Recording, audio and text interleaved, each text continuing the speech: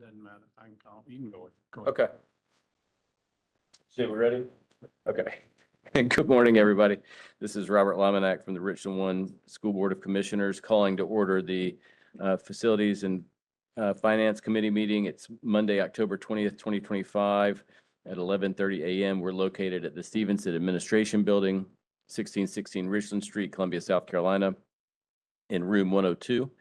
Pursuant to the Freedom of Information Act, all persons, organizations, and media outlets, as requested, have been notified of the time, date, place, and agenda of this meeting.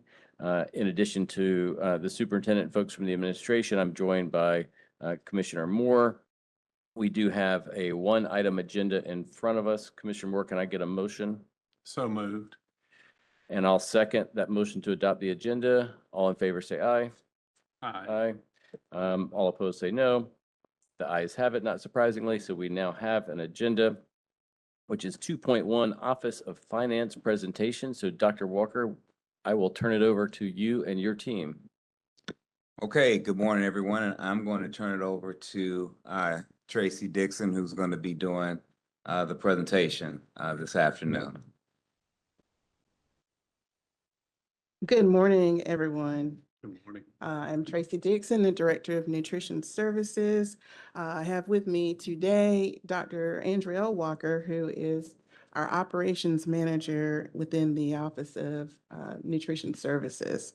And so today we are going to talk a little bit about the Nutrition Services Program and how it operates. I'm going to give you some historical information and then also talk about some things that we would like to see as we move forward with our program.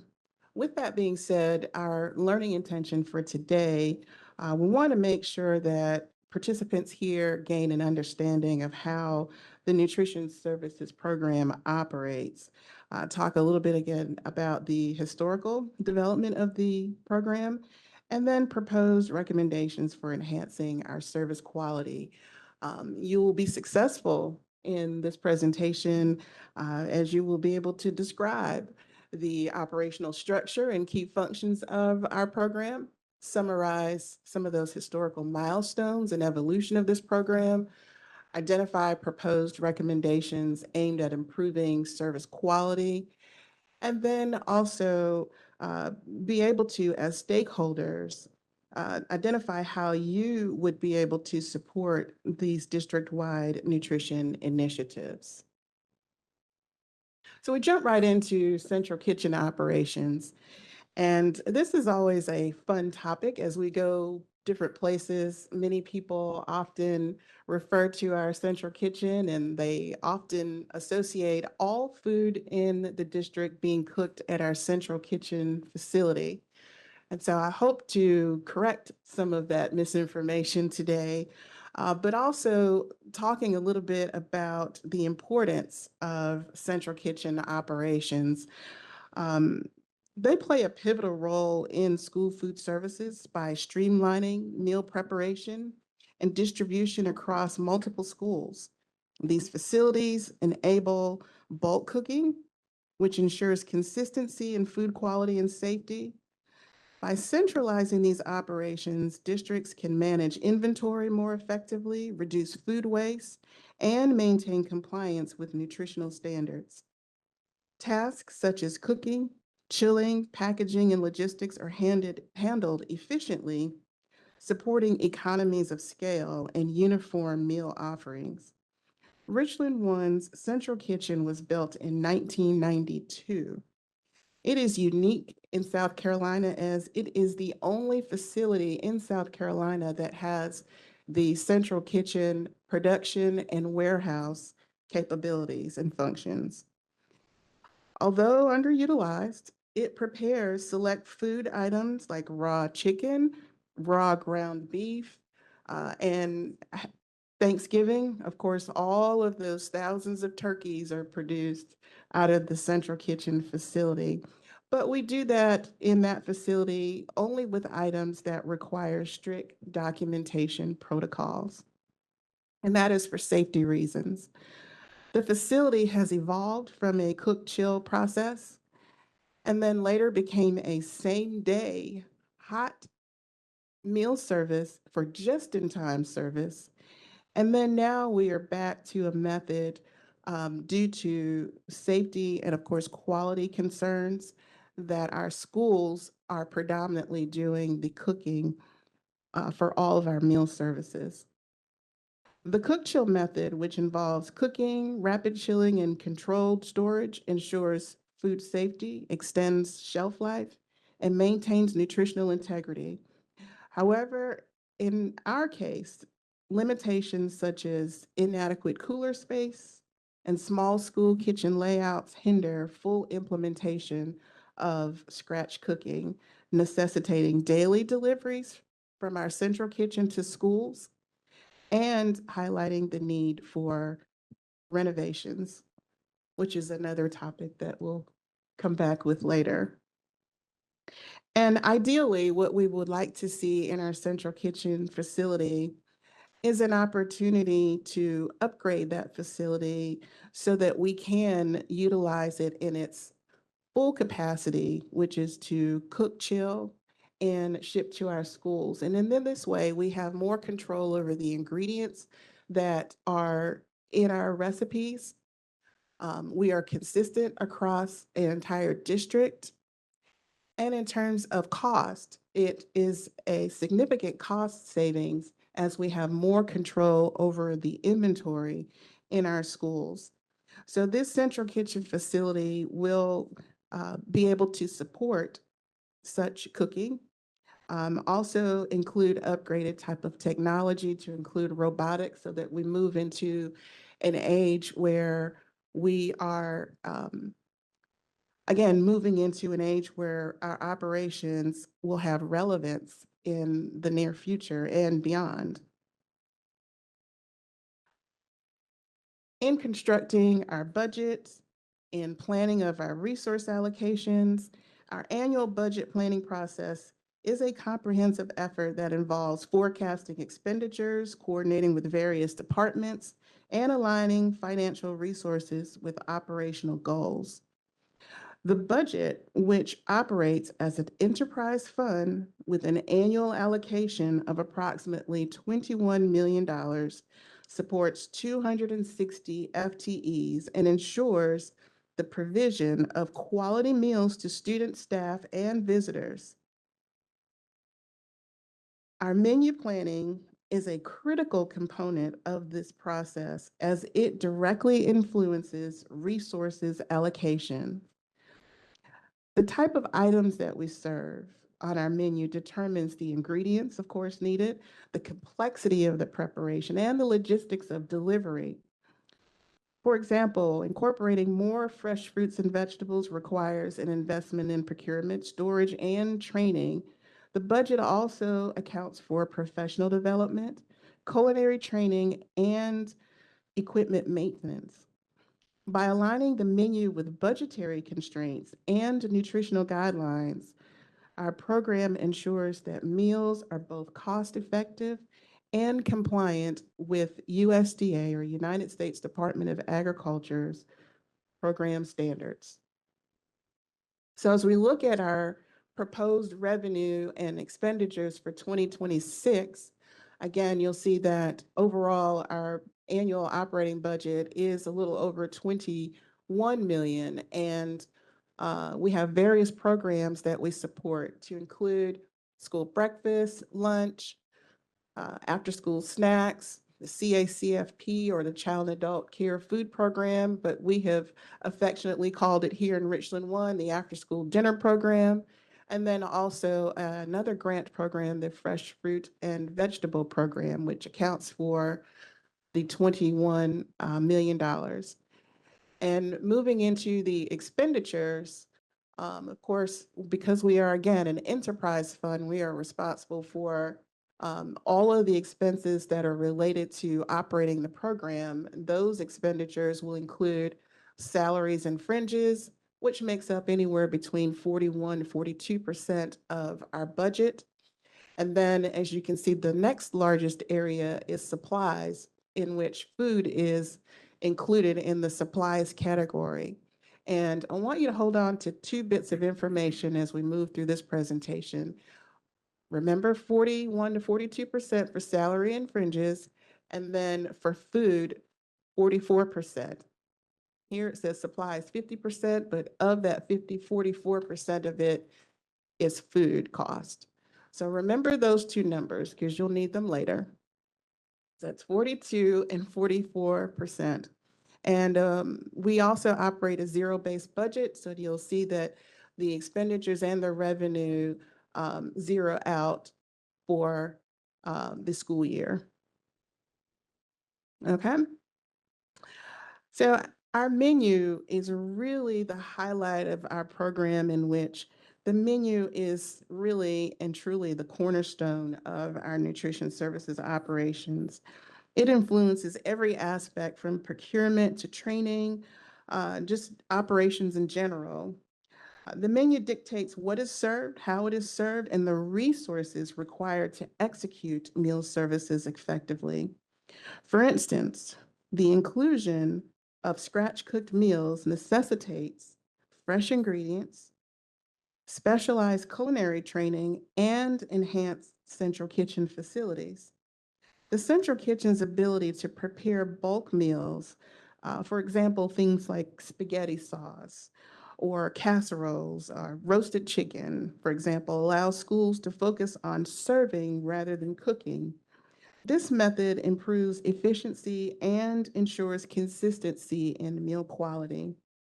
Training programs such as HACCP, that's a hazard analysis critical control point. That is our food safety program that we have adopted here in Richland 1. And just really proud to say that all of our schools have a HACCP certified individual at each of our schools. And other programs such as supervisory courses at Midlands Technical College have helped us to align with those menu requirements and strengthen our staff supervisory skills to ensure their competency. Deliveries are scheduled based on menu complexity and school kitchen limitations. As I've mentioned before, many of our schools are really very small, and our drivers are tasked with delivering food and supply items to them daily. With daily logistics managed by our drivers, our menu also requires that we make an investment in certain things like refrigerated trucks, for example, which thank you all again too for approving that, because right now we have been, we're very thankful to receive the new addition of those refrigerated trucks so that we can transport those items better throughout the district. Overall, again, the menu serves as a strategic tool that drives operational planning, resource allocation, and compliance with nutritional standards. Now, as we move into looking at our plate cost, and this is where I want you to maintain that information that you jotted down a little bit earlier. So when we talk about and making sure that we are cost efficient, we do so also with the fact that we have to maintain federal compliance. Again, this is a federally funded program. So managing plate costs within the allocated reimbursement rates is essential for the financial stability of nutrition services. Each meal served must be accounted for according to federal guidelines, and that is through our claiming process, ensuring that expenditures align with reimbursements from programs such as the USDA National School Breakfast, our lunch, our after-school snacks, our CACFP, all of those programs, even the summer food service programs that we operate, provide additional funding and support, but we have to make sure that we maintain the compliance. The department implements strict documentation and tracking systems for meal preparation and service, and accountability at the points of service. When we think about unexpected school closures, those instances pose significant challenges for our program as they result in lost revenues. while fixed costs continue to accrue. Think of it in this way. We are working ahead of our schedule in terms of purchases for food and supply items. We will purchase for, we would have purchased next week's menu 4 weeks ago, for example. And so those costs have already been incurred. If there is a sudden interruption in our services this week or next week, those items have already been procured. However, we would have lost that revenue should we not be able to serve students. In such cases, the district endeavors to send meals home with students when possible, mitigating financial losses and ensuring that all of our students still have access to food. The emphasis on accountability extends to every aspect of operations, from ingredient procurement to meal distribution. So by adhering to federal standards and optimizing our plate costs, Nutrition Services upholds its commitment to providing nutritious meals while maintaining fiscal responsibility. And so moving into, I want you to have an idea of what a reimbursable meal looks like. So we're just going to go with lunch. You know that we have all these other programs. But when we serve lunch, in order for us to receive that reimbursement for lunch, our program has to offer 5 components. And those 5 components consist of a fruit, vegetable, grain, meat alternate, and milk. Of those 5 components, students have to select at least 3 of those components, one of which has to be a fruit or a vegetable. And so I want to emphasize this because there again, in order for the meals to be reimbursable, all of these items have to be included. And in our schools, our elementary schools, for example, all students have access to a hot meal, salad bar, sandwich meal, and then we also incorporated another program called the Quick Picks, which our students who are lunchbox students and only need to purchase or actually receive 3 items to accompany their meals so that the meals again remain at no cost to students. And so in order for us, again, to continue to participate with CEP, which is the community eligibility provision, where all meals are afforded to our students at no cost, we, again, are sticking closely to what those requirements are for reimbursement of those meals. And again, for lunch, it is 5 components, 3 of which has to be at least, one of them has to be at least a fruit or a vegetable. And so now, for the purpose of the context of what we're talking about, I have some other examples for you. And so this is just a general example. This isn't our menu, but this is another menu, just to give you an idea. But these are all of the components. You have some menu items that are there and their portion sizes and cost. And so the total cost for this particular example, and this was just one I found on the internet, it was $1.43, right? That sounds low, doesn't it? Do you know what the federal reimbursement rate is for lunch, for a free meal? Does anybody know?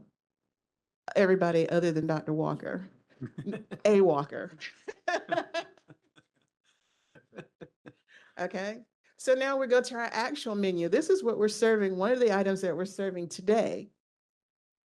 So our kids, if they have pizza, we have what's called the Big Daddy's Pizza, and they love this pizza. So this pizza serves as has 2 components, as you can see from the illustration. It also qualifies with as a grain component and a meat alternate. But if we accompany that with a fruit, vegetable, and milk, you will see that our actual cost for this meal is $2.08. The federal reimbursement rate for lunch is $4.77.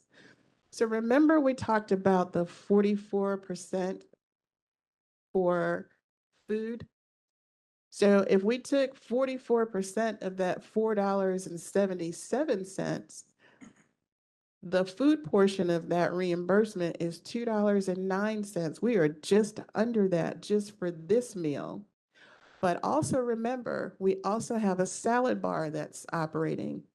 We also have a sandwich bar that's operating. And that's for elementary schools. And the middle and high schools actually have an additional item that is being offered every day. And so now when you break this reimbursement rate down, because this reimbursement rate pays for the food, the supplies, the labor, all of those costs that are included with operating and running this program. And so again, federal reimbursement rate, $4.77. How many people can get a meal out here that will encompass all of these things for $4.77? There's not a whole lot of places that you can go to get and receive this meal. All right, and moving into our school wellness and competitive foods policy. And I wanted to bring these forward as well to not only for information, but also to really emphasize how these policies impact our program. We talked a little bit about financially, and when we implement these policies, we support not just within nutrition services, but just school-wide. And I know we all love, walking around with the badge of having America's healthiest schools. And so these policies help us to stay on track with promoting health through our policies. And so school wellness and competitive foods policies that we have here are integral to promoting student health and ensuring compliance with federal nutrition guidelines. Richland One's wellness policy, which is ADF, and ADFR is the administrative rule, mandates that meals are accessible, appealing, and served in clean environments. It prohibits the use of food as rewards or punishment and encourages alternative incentives such as extra recess or school branded type of apparel. The policy also emphasizes the availability of free, safe drinking water and accommodations for students with special dietary needs. Nutrition education is also provided at all grade levels and reinforced through promotional materials. Physical activity is integrated into the school day with adaptations for students with disabilities or special needs. The competitive foods policies, which are EFE and EFER for the administrative rule, regulates the sale of non-program foods. For example, our canteens, any type of special sales, vending machines, and making sure that they all meet the federal smart snack standards.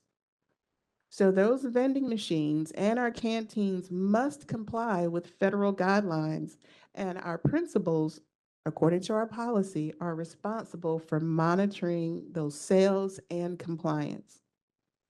Fundraisers involving food must also adhere to strict rules. And when I talk about fundraisers, I also mean those food trucks and any type of special sales type of things that are run, the world's finest chocolates, etc. But also note that only book fairs are permitted in elementary schools. So these policies collectively foster a healthier school environment, support academic performance, and align with USDA standards. So with that, just want to reiterate some of the things that we've highlighted here, that we operate a unique central kitchen facility. It's a central kitchen and warehouse facility that supports district-wide meal preparation and distribution. Our budget planning and menu development are tightly integrated to ensure cost-effective, nutritious meals. The program adheres to federal guidelines through rigorous documentation and participation in several USDA-sponsored programs. Our wellness and competitive foods policies promote a healthy school environment and align with those smart snack standards. And future recommendations include facility upgrades, expanded training, and enhanced logistics to improve service quality. So with that, I want to leave you with a fun photo just to illustrate how committed our staff is to promoting this program and all of the activities included. Last week, we had National School Lunch Week. I'm not sure if anybody was able to partake in any of the new and exciting menu offerings and things that we featured on last week. But at Kaufman Road, which they generally will go all out during this week, I wanted to show you just a portion of how they decorated their cafeteria. And this is just a small portion of it, but this is how all the students entered into the cafeteria. And so the theme last week was Passport Around the World, Taste the World, Your School Lunch Passport. And so all of our students that participated in lunch received a passport, and they had their passport stamped, and then they become eligible for prizes. And so that was a fun week. And you see kids with lunch boxes, but those kids with the lunch boxes put their boxes down and went through the serving line because they wanted to participate in lunch and they wanted their passport stamped. But again, just know that our program and everyone in it is committed to ensuring that all of our students have access to food. We talk about the business aspects of it, but we truly are committed and we truly love what we do, and we love serving our students every day. So with that, if anyone has any questions, I'll be happy to answer them. Thank you. Thank you so much for that presentation. I should have mentioned this at the outset. Commissioner Weston could not be here today, so I'm sitting in her place. Commissioner Moore, do you have any questions? Well, just a couple of curiosity items, I guess, maybe. So are we saying, were you saying that we would prefer to do the cook and chill method? But there are some limitations, because now those limitations at the central kitchen, or are they also at the schools? Both. Both. Okay. So the ideal, what we would like ideally is to be able to do cook chill. Okay. And that's really what the facility was designed to do, Right. because many of the schools really don't have the capacity to cook in the way that we would need them to cook. And with more of the USDA requirements and more of the restrictions, it is getting even more difficult to prepare food items that meet those requirements. And many of the vendors are beginning to change their formulas for different types of foods, but we want our kids to be able to experience more than just the prepared items like the chicken nuggets or, you know, things that are pre-made. We want them to be able to experience some things that are scratch cooked.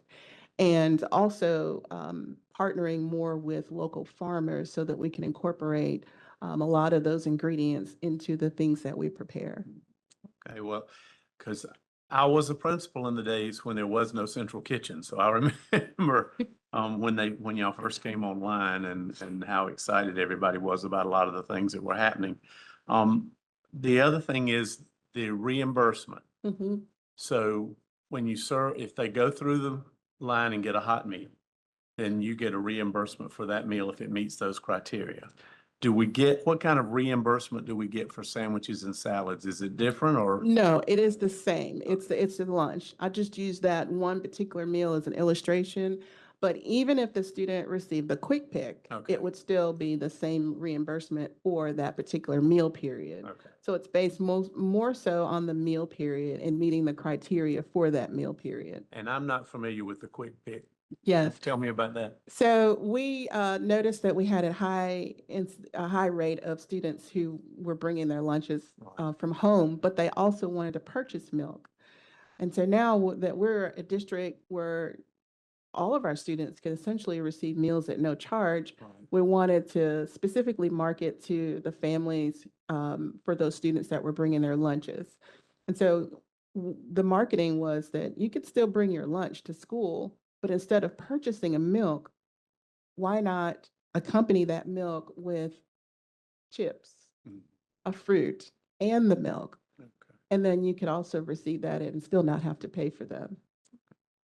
So we call them the quick pick because it includes 3 items that will meet the federal reimbursement. And then, the last thing, talk to me a little bit about, Booster Club and PTO food sales at events. Mhm. What, kind of, So they have to meet those same regulations? only if it's during the school day. Okay. Mhm. All right. Thank you. All right, well, yeah, I don't have any questions.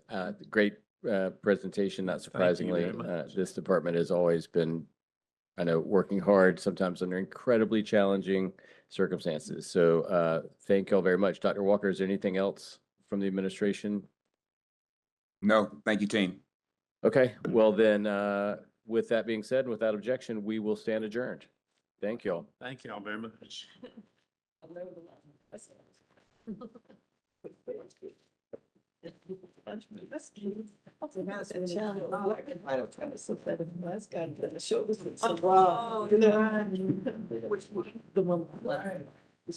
yeah. Fortunately for me, when I was at Logan,